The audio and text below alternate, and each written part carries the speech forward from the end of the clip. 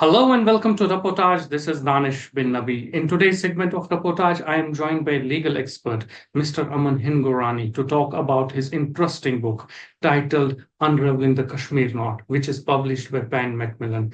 His thesis is based on an interesting argument in which the author tries to establish that the only solution for India vis-a-vis Kashmir is to take the Kashmir dispute to the International Court of Justice and get the tag disputed territory removed from Kashmir once and for all.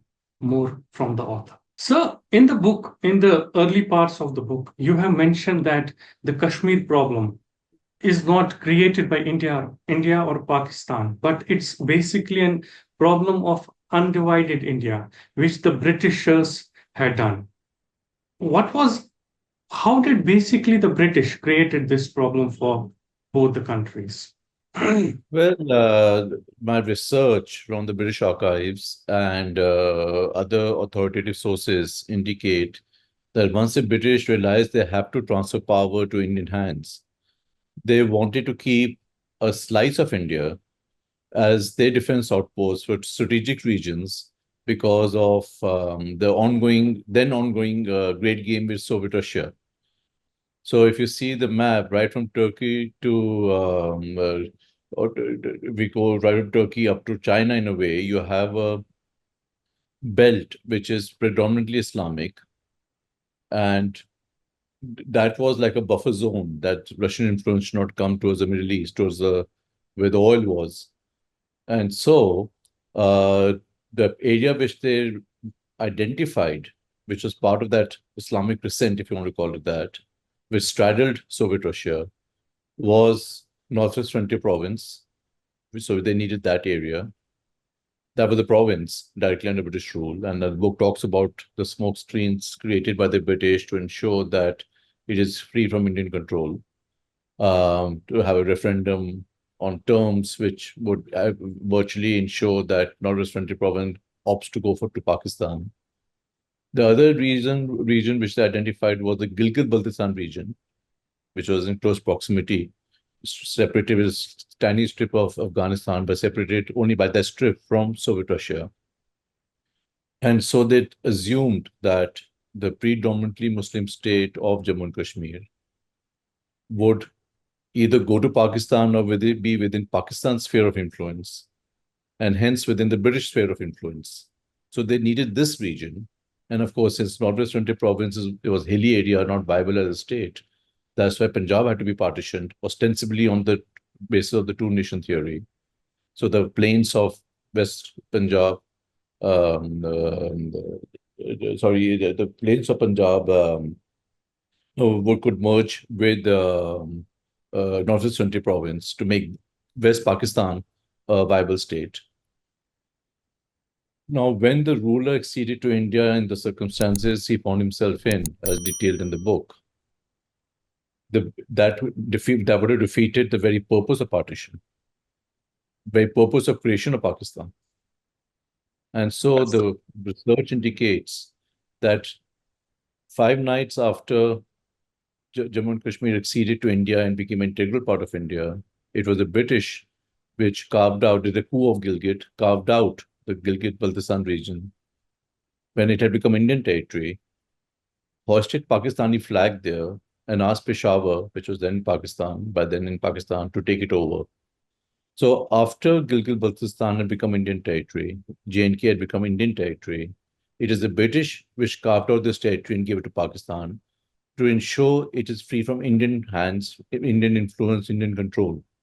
So they could continue using this as the strategic outpost for the great game.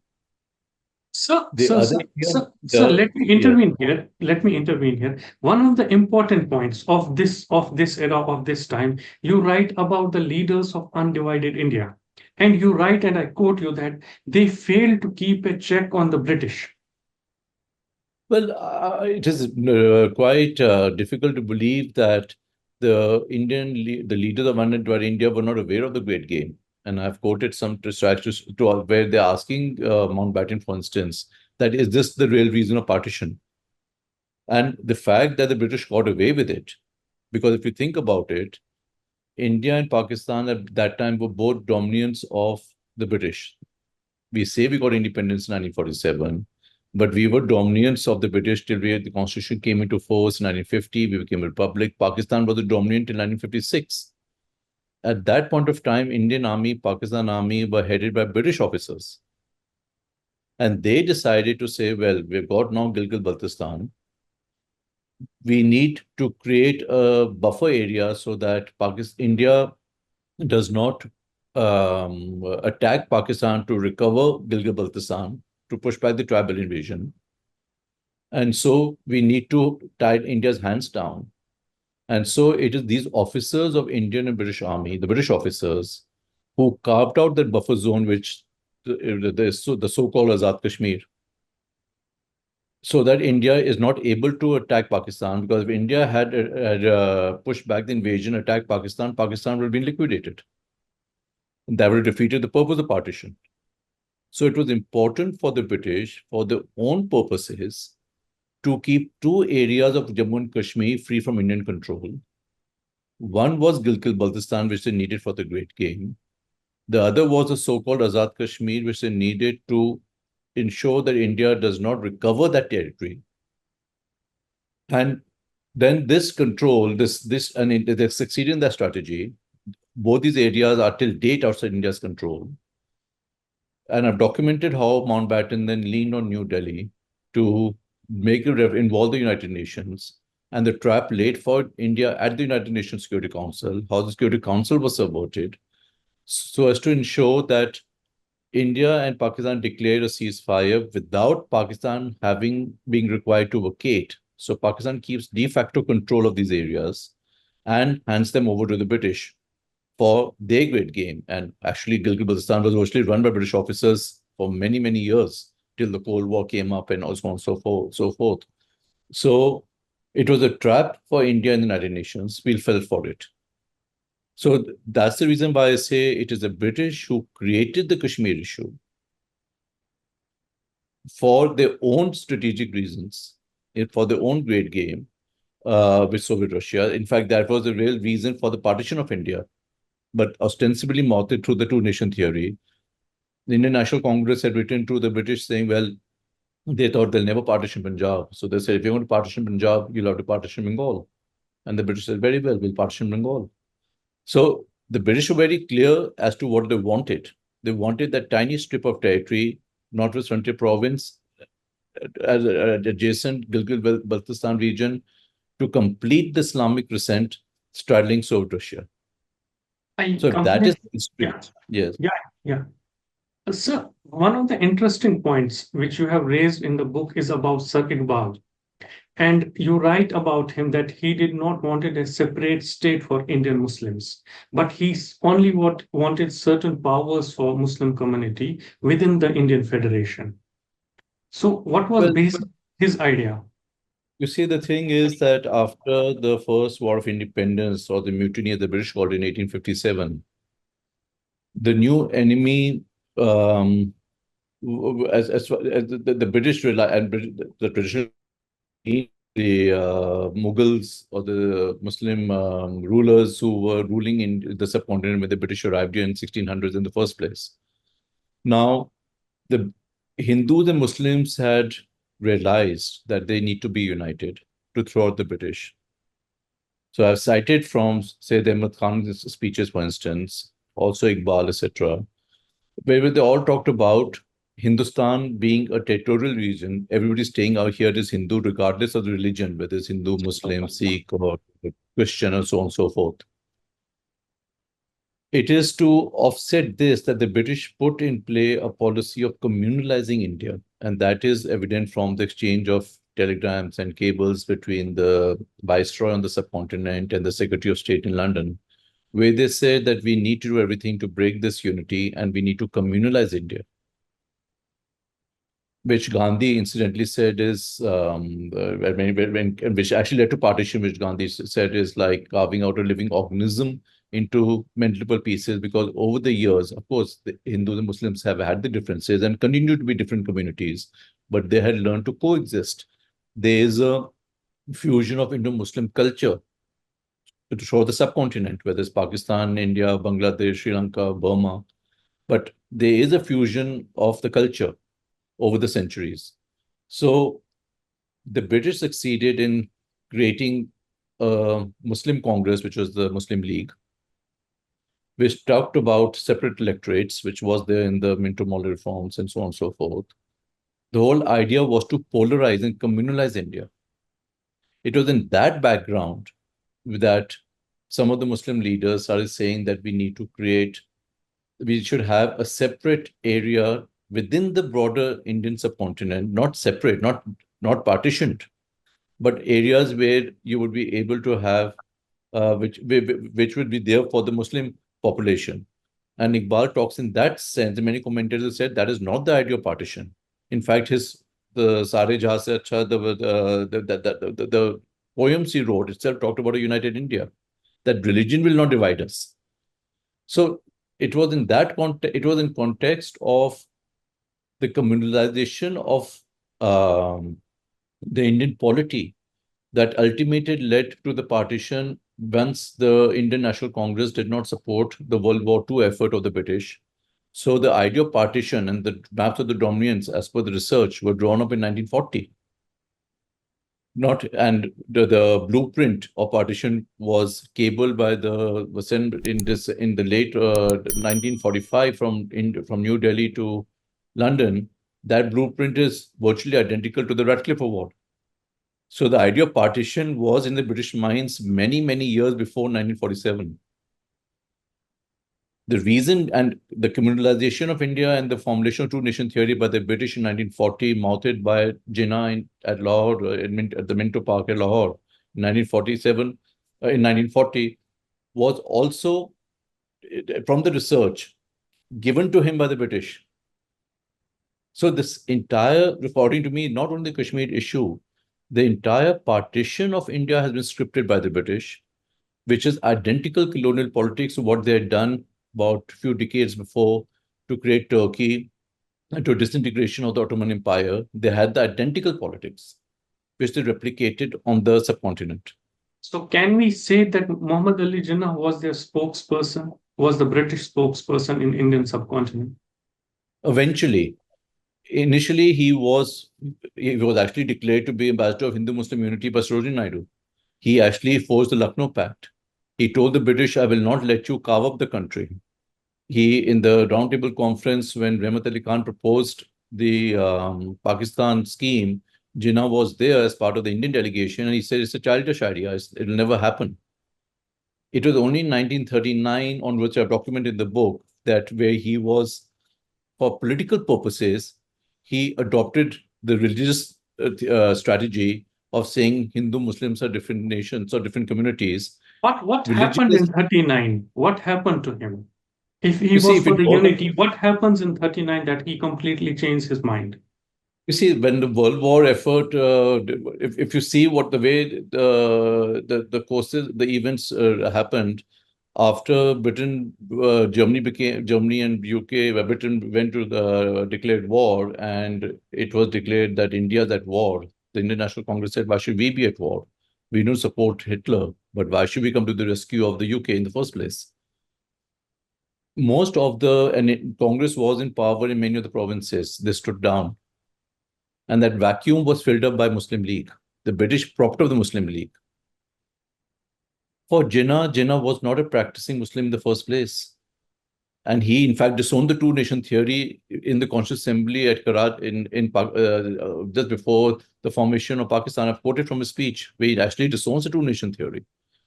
For him, Islam was as a strategy to assume political power. He had been promised that he would be the ruler. He had been slighted in the Indian National Congress. He disagreed with Gandhi's policies. If you see the history of the Indian National Congress, at one point he was a very important, influential leader in the Indian National Congress and Muslim League at the same time. But he had been sidelined. And so he needed, for his political career, he adopted the British strategy of two-nation theory to create Pakistan where he would be the ruler. So I won't say he was the spokesperson of the British. colluded with the British, or he's collaborated with the British to create Pakistan, which would be then offered to the UK to the British for the Great Game, in the hope that he would get to be the ruler of Pakistan. So was So it's it for similar his to only the personal ambitions that he did this? personal political ambitions he did this. I Completely don't for personal ambitions. completely for his political ambitions of being the ruler of Pakistan. I mean, he's gone on. There are people who attributed him to say, "I don't care, even if we get only the Sindh desert, but I want a separate state." He wanted to be the ruler, So, and he was suffering from two. I mean, that's another debate whether the partition plan was preponed from 1948 to 1947 because he actually had TB. He would not survive.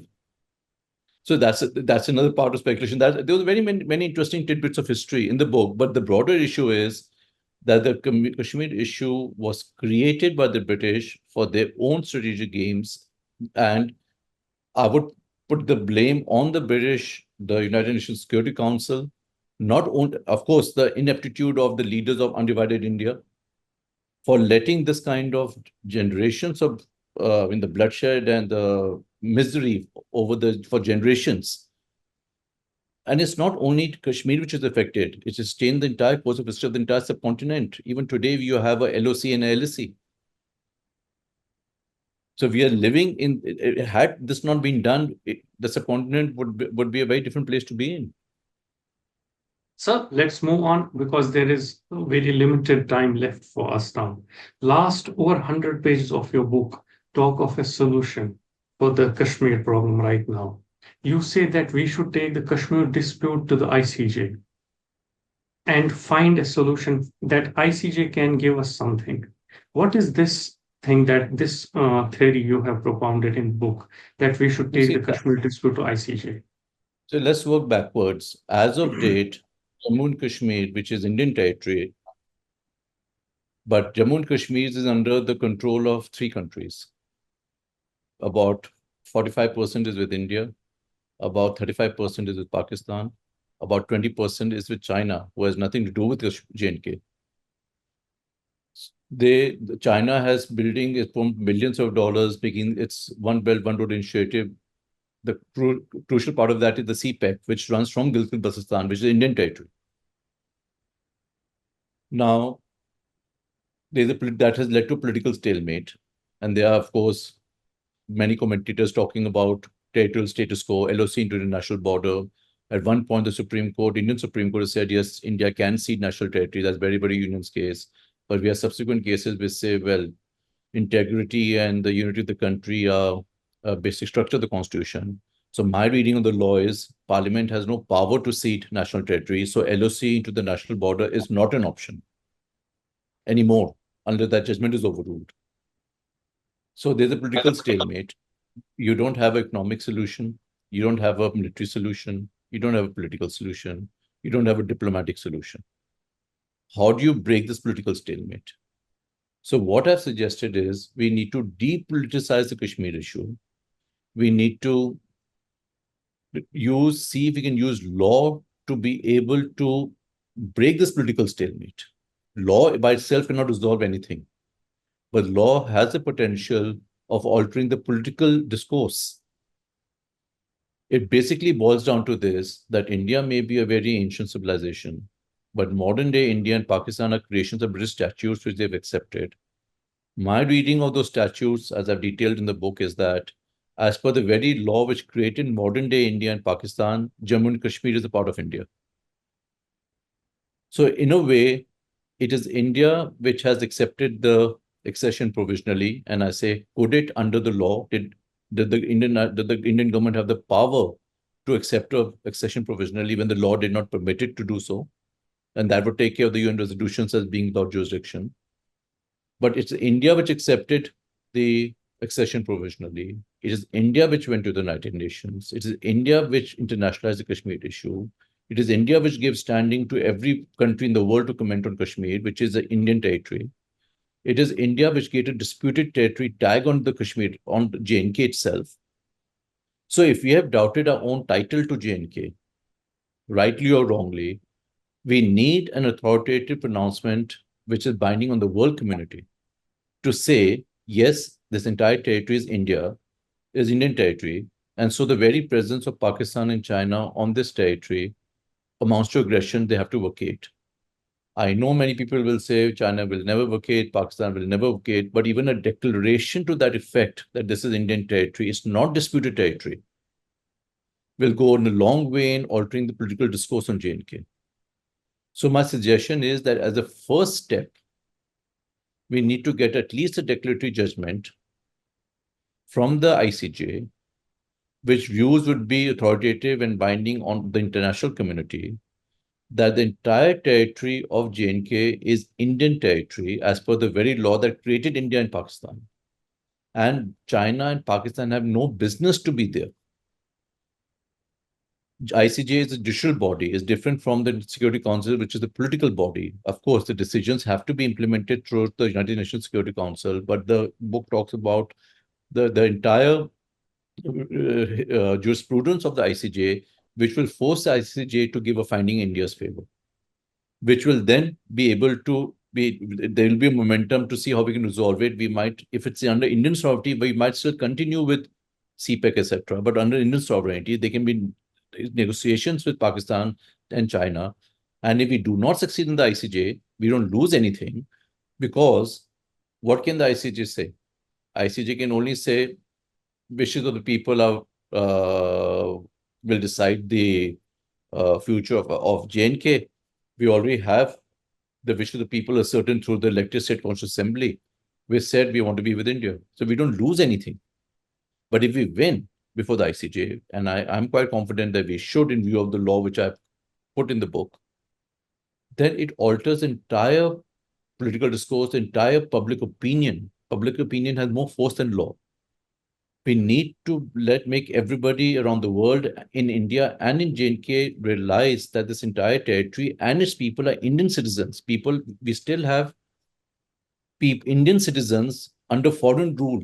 55% of J&K is under foreign rule. We have Indian citizens under foreign rule. Nobody talks about it. It's not even the consciousness of those people that they're Indian citizens. So if we are the world's largest democracy, and 55% of the population of a state of a former state, now UTs, is under foreign rule, why is that not a point of debate? Important point we have touched about the Article 59 of ICJ. What is that article about? What that article deals with? Article, what you see, when the book came out first, I had talked about the provisions of the ICJ statute to say, and the Commonwealth reservations India had made to say that the Pakistan had given unconditional consent to the compulsory jurisdiction of the ICJ, whereas India has kept Commonwealth reservations, so we can refer what we choose to refer. Soon after the book was released, Pakistan gave a notification to the ICJ recalling its 1960 consent to the compulsory jurisdiction. So it put its own reservations. So it's not only this article, I've analyzed all the articles to say that should we want ICJ to examine this issue, what are the relevant provisions of the ICJ statute? What are the provisions of the UN Charter?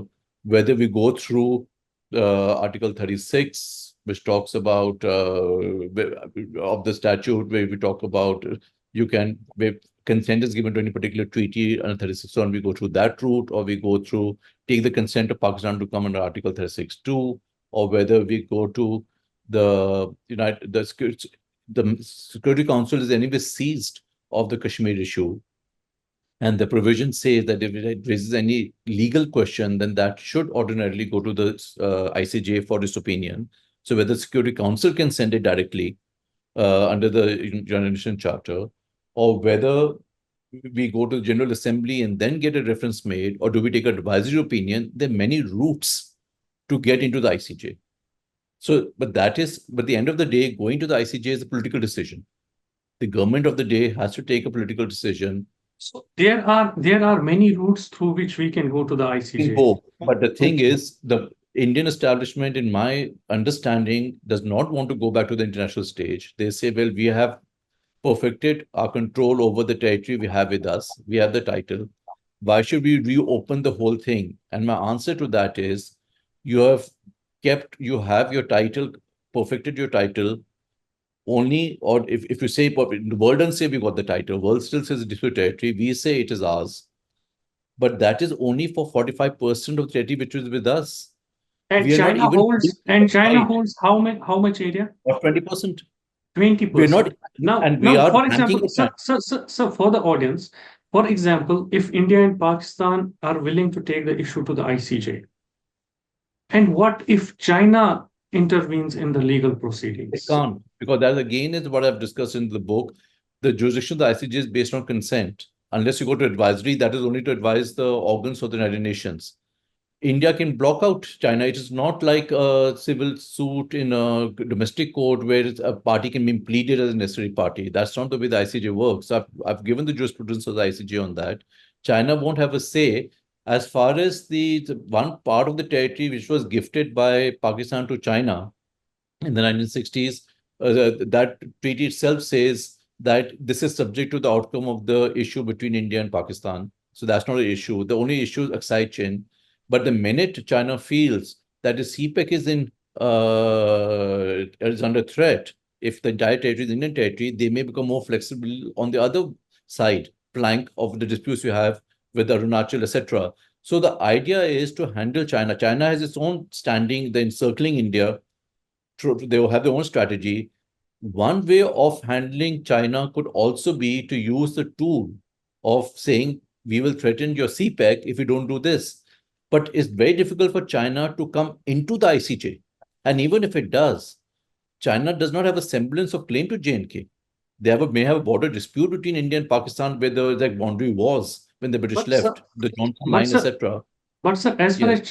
As far as China is concerned, we have only moved the August 5th step we did in Kashmir, and they have come in Ladakh and taken our 1,000 to 1,200 square kilometers. This is only by one step. And now, if we threaten China's CPEC, God knows what will be their next step. We don't threaten China CPEC if the finding of ICJ this entire territory is Indian territory and China has to vacate. That will threaten, that finding will threaten, the political discourse will change. You see, it's very simple. If I buy, and that's an example I often give, if I buy a house, I'm the owner of the house, then if I create a dispute or create a doubt about my own title, somebody gets in, I say, please get out. They say, you don't know your own title. I say, this is a terrorist movement. They say, the freedom struggle. Who will decide? So till my title is, the doubt on my title is removed, till the disputed territory tag in the international plane, not domestic plane, till the disputed territory tag of the international plane is removed, every country in the world will do what is politically expedient to their country. Every country works to their own national interest.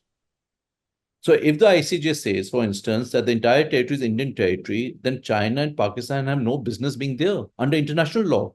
And But we will have they? Namibia. But will they abide? China and Pakistan will they abide So by the ICJ's ruling? So in ICJ, there are decisions again, and I've given plenty of examples where the ICJ Like has resolved South disputes Africa like and that. Nigeria, you have quoted one of the But examples. there are many judgments, but Namibia, Many other Nicaragua, examples too. examples are given, but Namibia and Nicaragua judgments also which talk about the consequences of a ICJ decision. What is the duty under international law? This whole issue of self-determination and all that will go out of the window. The idea is, like I said, to depoliticize law to the Kashmir issue, to see what is the standing in law, what's the legal status of India, Pakistan, and China in J&K. Now, if of course there are different levels in which it can be implemented. The final executing body is the United Nations Security Council, which is a political body. So I don't see China pack its bag and go out. But if China itself has gone on record to say that we are not concerned with sovereignty, we are doing this only the economic pathway linking China with Central Asia, with the Middle East, then they will negotiate with whoever has the title. We might join, I mean, it's wishful thinking, but who knows if this goes in India's favor and the entire India is under Indian sovereignty, who knows that China, Pakistan, India may sit across the table and negotiate under Indian sovereignty what is to be done with CPEC. So as far as I get it, your only point is that we should give it a try. irrespective of the results, what the result is. Precisely. Because whatever happens, we have everything to win, nothing to lose. If we win in the ICJ, then the entire complexion of the Kashmir issue changes. Law will only change the political discourse, the political debate. If we lose in ICJ, we lose nothing. If you also have to see it in the broader picture of what it does on the subcontinent. See, borders can't be redrawn.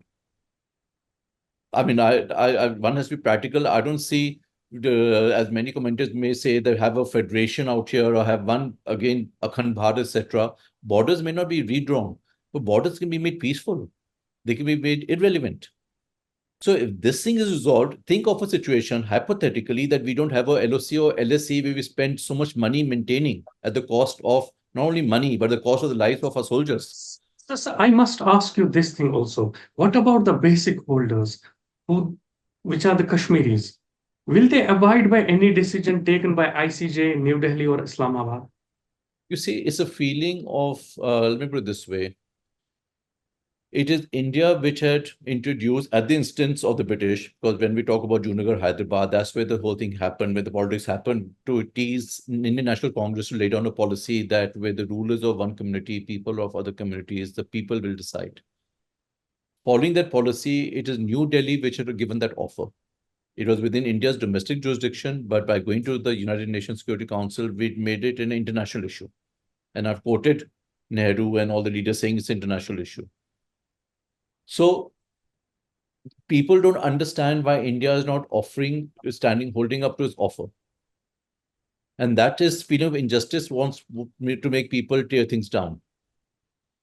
If we are able to explain to the people, not only of Jammu Kashmir, but the entire world, that New Delhi had no power under the law that created New Delhi to make that offer, no injustice has been done to that because people of the other princely states were not given that option either. It was the ruler who decided.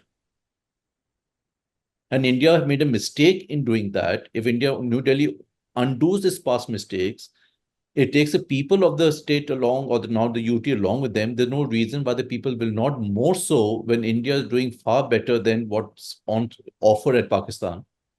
When people in Pakistan occupied Kashmir are said to be on the streets protesting. But then here is the problem which we are facing. New Delhi took a decision on August 5th without consulting the people, without consulting the representatives, the regional political parties. And if India, New Delhi takes such a huge decision, such a big decision of ICJ or solving the Kashmir issue, do you think that they will take people on board?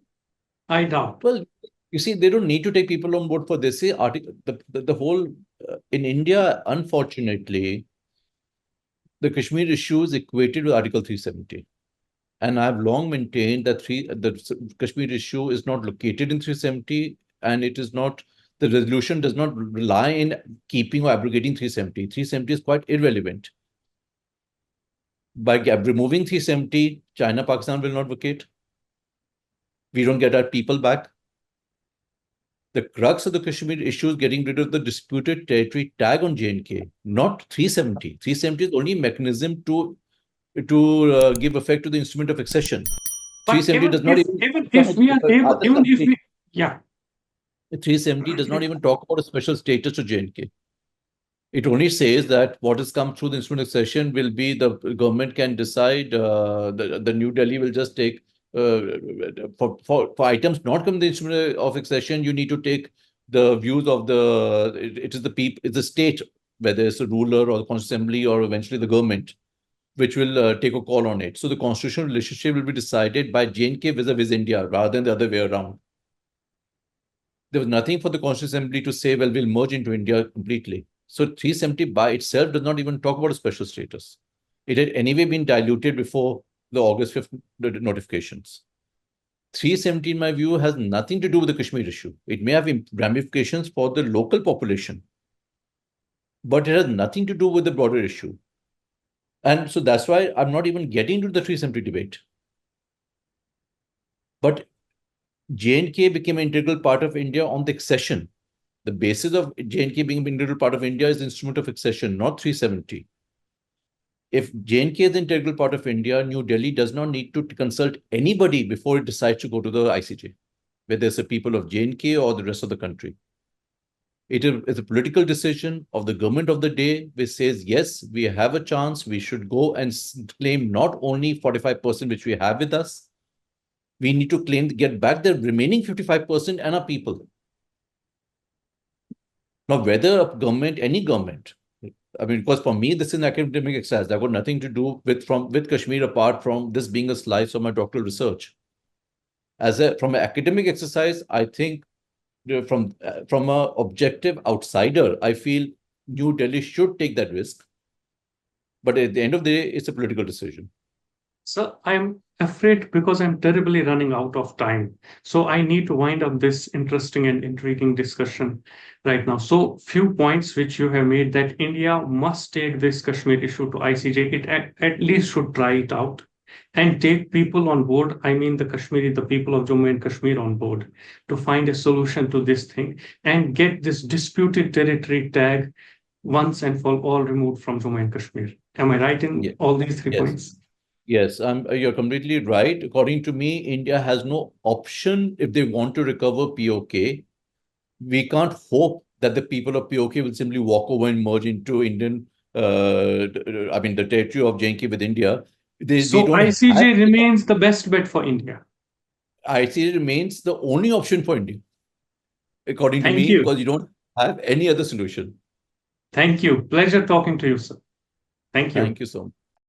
Please subscribe to our channel Reportage and press the bell icon to remain updated.